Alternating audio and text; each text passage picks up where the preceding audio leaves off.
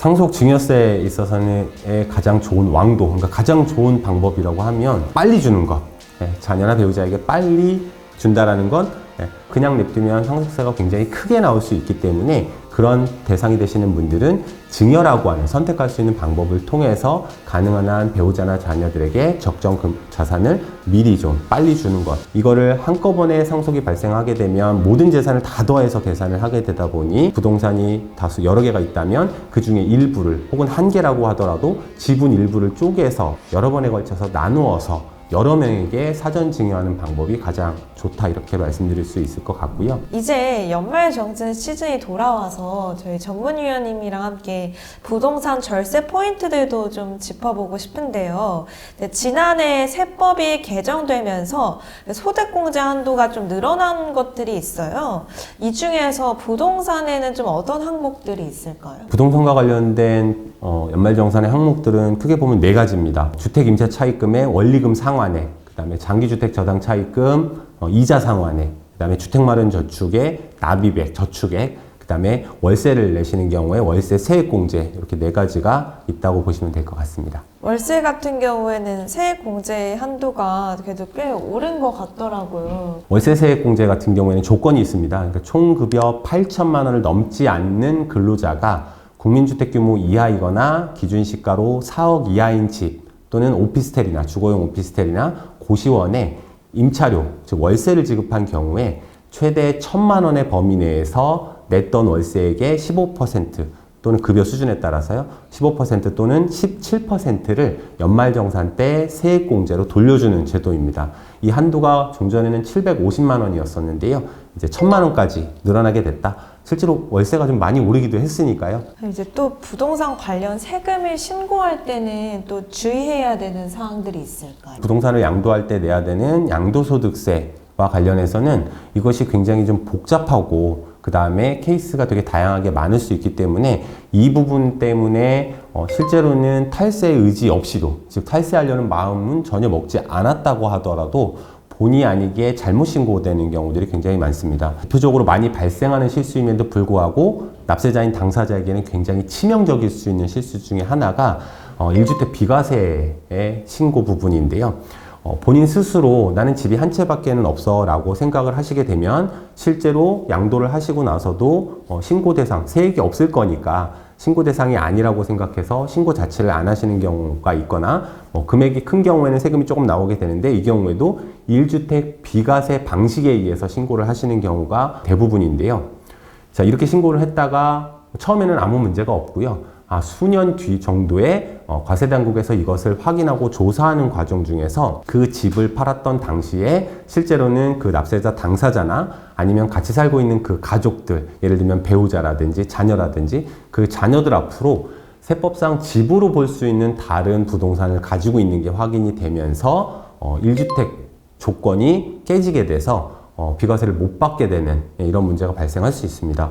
가장 대표적인 것이 스스로는 주거용이 아닌 오피스텔, 즉 사무실로 임대를 주고 있는 오피스라고 생각을 했지만 부가세도 내고요. 실제로는 집으로 임대를 주고 있는 형태였다라고 한다면 나중에 사실관계에 대한 조사를 통해서 오피스텔, 즉 집으로 볼 수 있는 집이 하나 더 있었기 때문에 본인이 살던 집을 팔았다 하더라도 1주택자가 아닌 다주택자가 되면서 비과세를 못 받게 되는, 거기에 더해서 신고를 안 했었으면 원래 냈어야 되는 세금이 있는데 그걸 본의 아니게 안 하게 된 거잖아요. 그럼 원래 냈어야 되는 세금 양도세뿐만 아니라 거기에 더해서 20%의 신고불성실 가산세, 그리고 경우에 따라서는 40%의 신고불성실 가산세 외에도 늦게 내게 된 거에 따른 납부불성실 가산세까지, 가산세 폭탄까지 맞을 수 있는 상황이 될 수 있습니다. 1주택자 분들이 한 번 더 내가 정말 1주택자가 맞는지 확인을 해봐야 되겠네요. 네, 세금이 1주택 비과세가 되느냐 안 되느냐의 차이가 굉장히 크기 때문에 그 부분을 꼭 짚어보셔야 되고요. 상가로 쓰고는 있다 하더라도 예전에 주택이었어서 건축물 대장에 주택으로 용도 변경이 되어 있는 경우, 물론 이거는 실제로 상가를 쓰고 있다면 소명을 통해서 해결할 수는 있긴 합니다만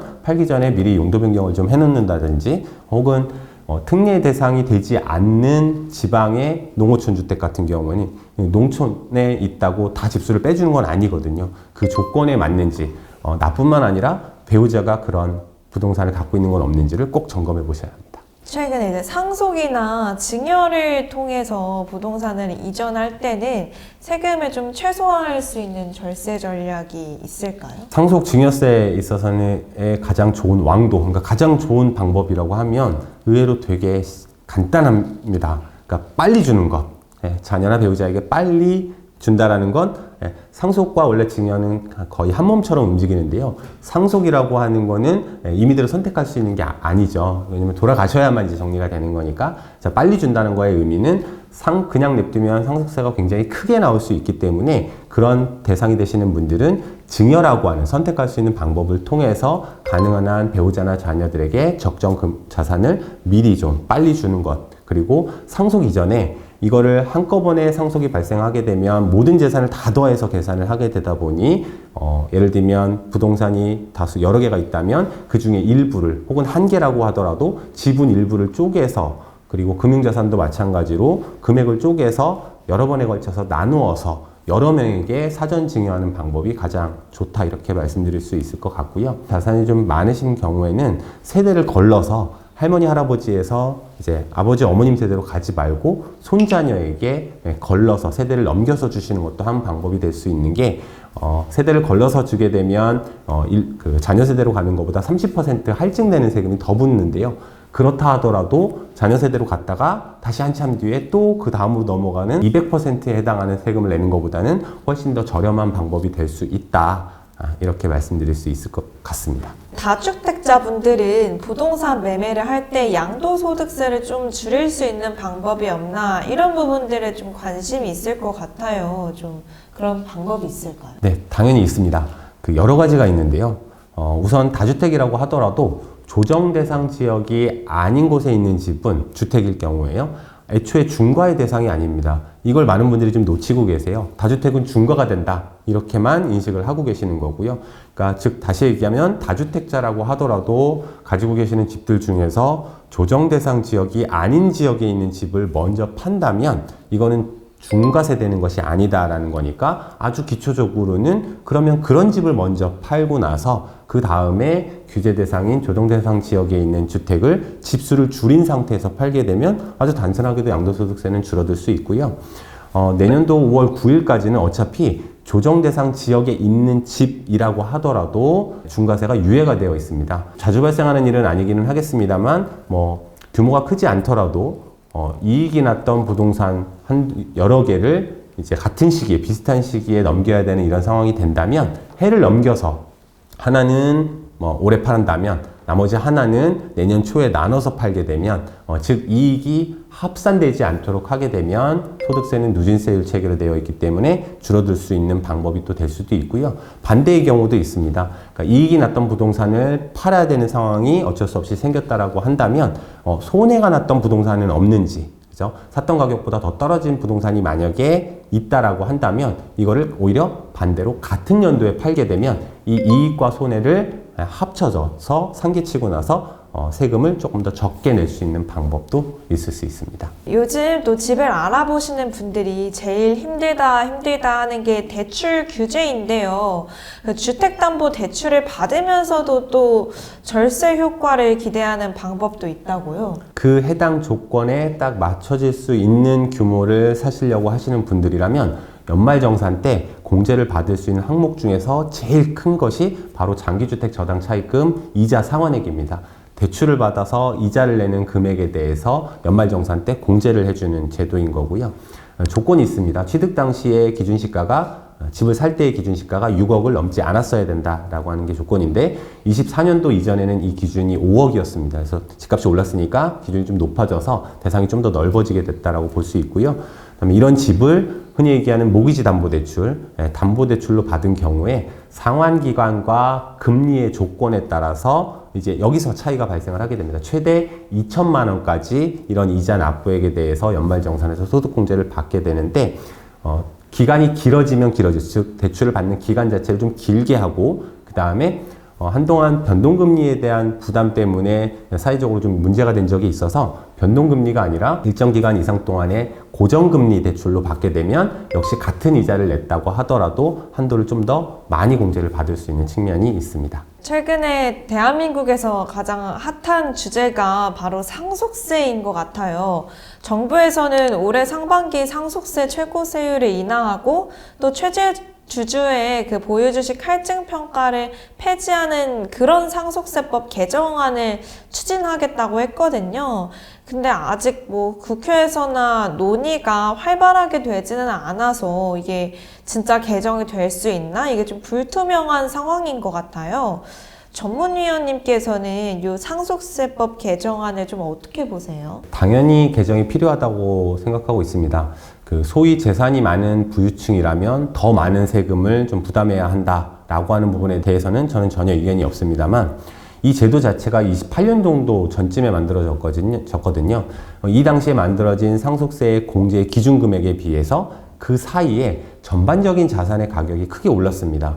그 기준 금액이 지금도 28년 전에 만들어졌던 10억 그리고 또는 상속인들 수에 따라서 5억이다 라고 하는 것은 제도가 현실을 따라가지 못하는 측면이 있다라고 하는 측면에서 공제의 한도는 적어도 조정이 될 필요가 있다고 생각이 되고요. 좀 전에 말씀하셨던 주식의 할증평가하고 관련된 것들도 결국 기업을 운영하시는 분들이 다 그렇지는 않겠지만 이 자산의 상당 부분을 주식을 자녀 세대에게 이제 넘겨주려고 한다고 했을 때 그 할증 부분들 때문에 이로 인해서 원래 상속세 최고세율보다 더 많이 내는 세금을 부담을 해야 되기 때문에 이런 것들이 가업의 승계나 이런 것들을 다른 제도가 있긴 하지만 그런 것들을 좀 막는 측면이 있고 경우에 따라서 요즘에 많이 듣는 것들 중에 하나는 우스갯소리로 일정 수준 이상의 자산을 가지고 계신 분들이 정말 세금 때문에 해외로 나가는 걸 진지하게 고민하시는 경우들이 많다라고 하는 측면, 그 다음에 예전에는 정말 연세가 좀 있으신 분들 정도만 일부 그렇게 말씀 정도에 그치는 경우였다고 한다면 젊은 부자들의 상당수가